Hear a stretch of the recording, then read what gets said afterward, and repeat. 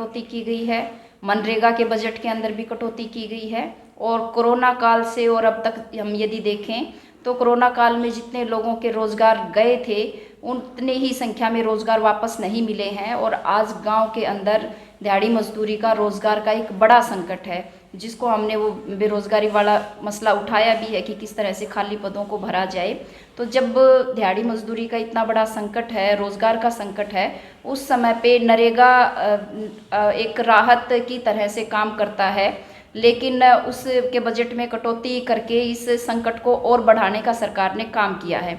उसके ऊपर से एक और मार इस समय पे हुई है, वो खाद्य सुरक्षा के बजट के अंदर कटौती करके हुई है। जो बीपीएल राशन कार्ड पे जो राशन मिलता था लोगों को 2 रुपये किलो वाला, उसके अंदर भी कटौती की गई है। जो ये फ्री राशन दिया जा रहा है, इसके बारे में कहा गया है कि ये अभी अगले 1 साल तक जारी रहेगा, इसके बाद इसका भी नहीं पता है। तो जो खाद्य सुरक्षा का हमारा कानून है, हम ये कह सकते हैं कि ये उसके ऊपर भी हमला है और इसको ये किसी भी तरह से बर्दाश्त करने लायक नहीं है। फिर ये पेट्रोल और डीजल की कीमतें जिस तरह से बढ़ रही हैं, रसोई गैस के सिलेंडर जिस तरह से बढ़ रहे हैं, तो ये महंगाई का भी मसला बहुत बड़ा मसला है।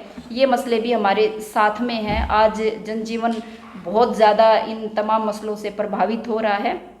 और एक और मसला जो है कि जब हम लड़ाई लड़ रहे हैं, मांग मुद्दे उठा रहे हैं, तो सरकार का रवैया उसको डराने धमकाने वाला रहता है, आंदोलनों को कुचलने का रहता है। व्यवहार जो है श्रमिकों के प्रति, तमाम तरह के मजदूरों के प्रति एक शत्रुतापूर्ण व्यवहार सरकार का है पिछले दिनों में। तो इस रवैये के खिलाफ भी, और ये जो ध्रुवीकरण की राजनीति चल रही है, सांप्रदायिकता की राजनीति जो चल रही है कि आप फूट डालो राज करो का ये नियम सरकार ने अपना रखा है, इसके खिलाफ भी किसान और मजदूर लामबंद हो रहे हैं। और ये तमाम मुद्दे 5 अप्रैल की रैली के हैं। इसमें तमाम जो है पूरे देश के किसान और मजदूर शामिल होंगे 5 तारीख को, और बड़ी लामबंदी होगी। वहाँ से आगामी लड़ाई का भी आगाज करेंगे। मुख्य वक्ता कौन होंगे इसमें, कौन लोग इसके अध्यक्ष होंगे? CITU के हमारी राष्ट्रीय अध्यक्ष हैं कॉमरेड हेमलता, वो अध्यक्षता करेंगी और रहेंगी, वहाँ पे संबोधन देंगी।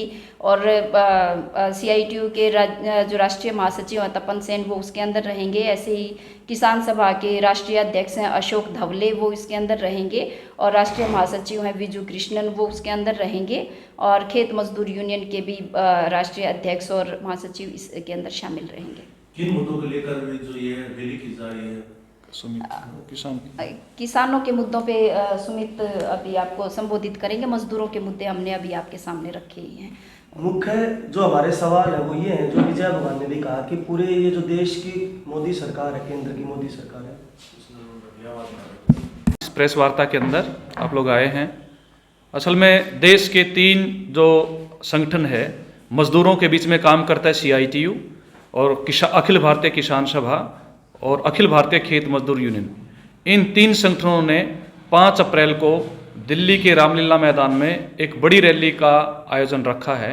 और उसकी तैयारियों में पूरे देश के अंदर, और ख़ासकर हम हरियाणा में आज ये प्रेस वार्ता कर रहे हैं, तो हरियाणा के अंदर काफ़ी बड़ी संख्या में नीचे अभियान चल रहा है। 6 जत्थे हमारे हरियाणा के अंदर अलग अलग कोणों में निकले हुए हैं 15 मार्च से, जिनका कल समापन होगा।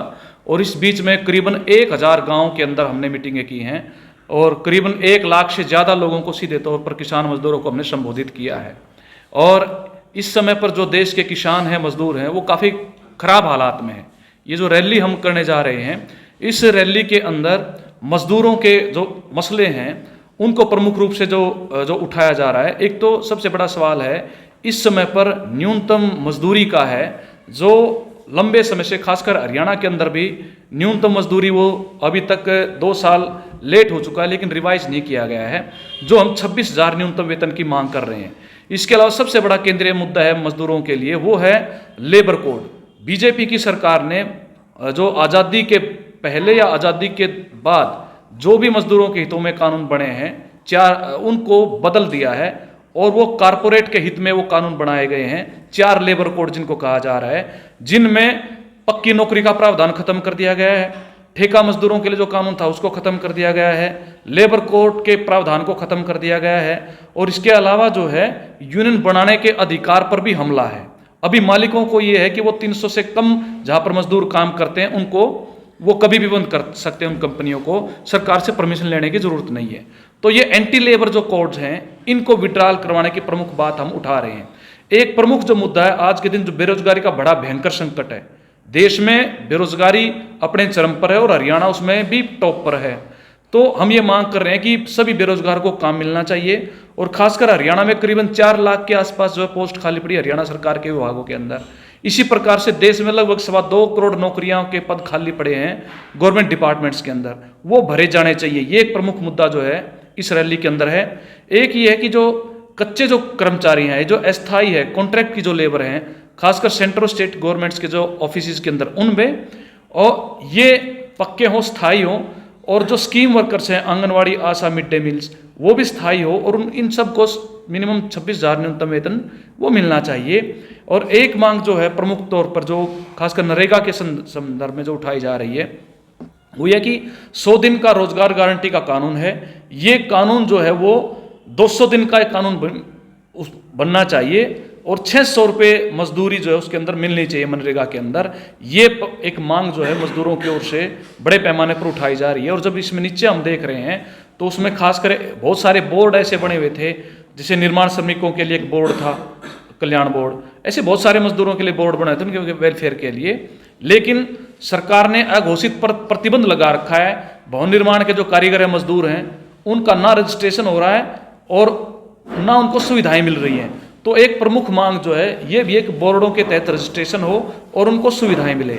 इन तमाम इश्यूज़ को जो मजदूरों के हैं, इनको लेके हम जो है एक लंबा अभियान चला रहे हैं, और हमें उम्मीद है कि दिल्ली के अंदर करीबन 5 लाख से ज़्यादा किसान और मजदूर इकट्ठा होंगे, जिसमें हरियाणा से भी काफ़ी बड़ी संख्या के अंदर उसमें मजदूरों की हिस्सेदारी वो होगी। इस बात के लिए जो है ये 5 अप्रैल की रैली हम ये कर रहे हैं। हम लेकर रही है, और उसके साथ ही केंद्र सरकार ने जो किसानों को एक वादा किया था कि उनकी एमएसपी पे फसल खरीदी गारंटी देंगे, एमएसपी का कानून बनाएंगे, बिजली संशोधन कानून को वापस लेंगे, उन वायदों को पूरा करने की बजाय खेती को और ज़्यादा घाटे का सौदा बनाने की नीतियां सरकार बना रही है। जिसके तहत जो है अभी हरियाणा के अंदर हमने देखा, ग्रामीण जनता के ऊपर है ग्रामीण विकास शुल्क के नाम पे टैक्स लगा दिया है, जन विरोधी भूमि अधिग्रहण कानून को लागू कर दिया है, किसानों के ऊपर जो कर्जा का सवाल है उसको माफ़ नहीं किया जा रहा, किसान और मजदूरों की कर्जा मुक्ति नहीं की जा रही। इसके अलावा किसान की फसल बर्बाद हो जाए तो उसका मुआवजा देने की बजाय उसको क्षतिपूर्ति पोर्टल हो या फिर मेरी फसल मेरा ब्यौरा का नाम लेकर उलझाया जा रहा है। तो कुल मिला के पूरी खेती बाड़ी को, और जो भी सुरेखा भी कह रही थी, खेती बाड़ी का बजट घटा दिया, खाद की उर्वरक की सब्सिडी घटा दी, मनरेगा की सब्सिडी घटा दी, आपको बजट घटा दिया मनरेगा का।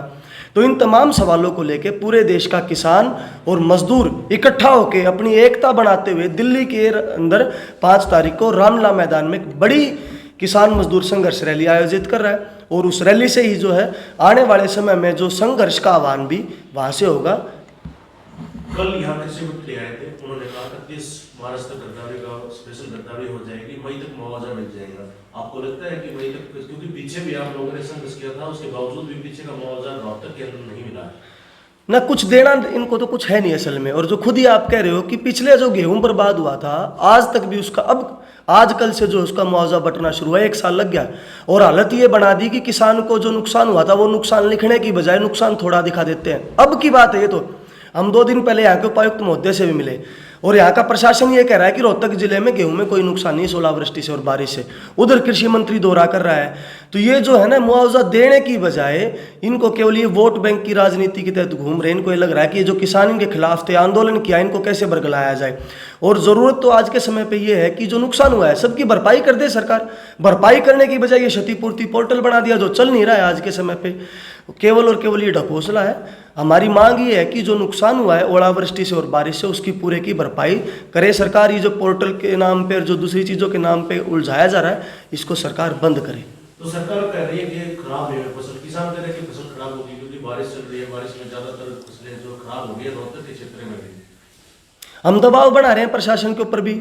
ये असल में सरकार की मंशा ये है कि नुकसान थोड़ा दिखा के मुआवजा नहीं दिया जाए। मंशा कुल मिला के ये है कि खेती बाड़ी पे पैसा कम खर्च किया जाए। लेकिन अलग अलग जगह पे किसान जो इन बातों को लेकर संगठित हो रहे हैं। आज भी हम उपायुक्त महोदय को कह के आए हैं, हम झज्जर के अंदर जब थे वहाँ के हम डीसी को कह के आए थे कि ये नुकसान आपको दिखाना पड़ेगा। अभी जो है 15 तारीख तक जिला उपायुक्तों को ये रिपोर्ट भेजनी है सरकार तक। तो हम भी यहाँ पे जहाँ पे भी खराबा है, और आज भी डीसी से जब मिले उसने कहा कि हम जहाँ भी जरूरत होगी मैं खुद उसका मुआयना करूँगा। तो गाँव में लेके जाएंगे प्रशासन को, खेतों में दिखाएंगे उनको नुकसान, और उसके बाद इस बात के लिए दबाव बनाएंगे कि जो नुकसान को दर्ज करे सरकार और जल्द से जल्द जो है किसानों को मुआवजा दे। एक बुनियादी एक क्षेत्र जो देश का पब्लिक सेक्टर, जनता के खून पसीने की कमाई से खड़ा किया गया जो क्षेत्र है, बैंकिंग है, बीमा है, पोस्टल है, टेलीकॉम है, रेल है, ऐसे बुनियादी क्षेत्रों को बहुत कौड़ियों के दाम बड़े बड़े कारपोरेट के हवाले किया जा रहा है। और अब ख़ास तौर से लाखों करोड़, 10 लाख करोड़ रुपया बड़े बड़े कारपोरेट घरानों ने जो लिया था बैंकों से, वो वापस नहीं किया। इसमें अडानी जी की तो पोल खुल के सामने आ चुकी है। मतलब जनता की धरोहर को बड़े बड़े कारपोरेट के हवाले किया जा रहा है, जबकि आम बुनियादी जो जनता के हिस्से हैं, मजदूर है, किसान है, कर्मचारी है, युवा है, महिलाएं हैं, राशनिंग सिस्टम, उस सारे को तबाह किया जा रहा है। हम कह रहे हैं कि कारपोरेट के ऊपर कुछ अंकुश लगाओ और जनता को राहत दो। बजट में भी उन्होंने बड़े बड़े कारपोरेट को तो छूट दे दी, जनता के लिए उसमें कोई वो प्रावधान नहीं है। ये पब्लिक सेक्टर जनता के खून पसीने की कमाई का है, इसको इतना आसानी से हम नहीं लूटने देंगे, उसके लिए भी जनता लड़ेगी।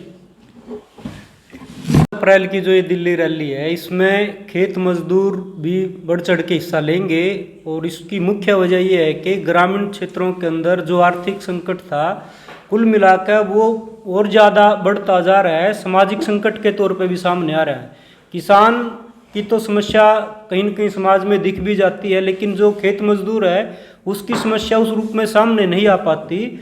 और ये बड़े पैमाने पर समस्या बढ़ने की मुख्य वजह यह है कि खेती में जो मशीनीकरण हुआ है उसकी वजह से मजदूरों के काम के दिन कम हो गए हैं, नरेगा के अंदर भी काम नहीं मिलने लग रहा है, और सरकार ने जो पोर्टल वगैरह बना दिए हैं इसके कारण भी फैमिली आईडी के अंदर जो इनकम बहुत ज़्यादा बढ़ा चढ़ा के दिखा दी गई है। खेत मजदूर परिवारों के भी कोई राशन कार्ड जो है पहले मिलते थे अब नहीं मिलने लग रहे हैं। ये बहुत ऐसी समस्याएं हैं जिनको लेके खेत मजदूरों के अंदर भी गुस्सा है, और ये निचोड़ा जा रहा है एक प्रकार से गरीब लोगों को। पूरी जितनी भी नीतियों का जिक्र हुआ है इसमें एक बात स्पष्ट रूप पर सामने आ रही है कि मजदूरों को, गरीबों को कोई राहत सरकार नहीं देगी। अगर हमें कोई राहत लेनी है तो सरकार के खिलाफ लड़ने के अलावा कोई विकल्प नहीं है, और ये लड़ाई लड़ेंगे, इस बात के लिए हम दिल्ली जाएंगे। पंजाब में मुख्यमंत्री ने ऐलान कर दिया है कि जो खेती से जुड़े हुए मजदूरों को भी मुआवजा मिलेगा जैसे किसानों को मिलेगा, तो उस कदम को कैसे देखते हैं? ये बहुत सकारात्मक कदम है। यूनियन पहले से भी इस बात की मांग करते रहे हैं कि क्योंकि मजदूर जो है, खेत मजदूर, वो भी कृषि के ऊपर आधारित है। जब किसान की फसल पिट जाती है तो मजदूर की जो इनकम है वो भी कम होती है, क्योंकि उसको कोई काम नहीं मिलेगा। तो पंजाब सरकार ने ये ठीक किया है, हरियाणा की सरकार को भी ऐसा कदम जो है उठाना चाहिए।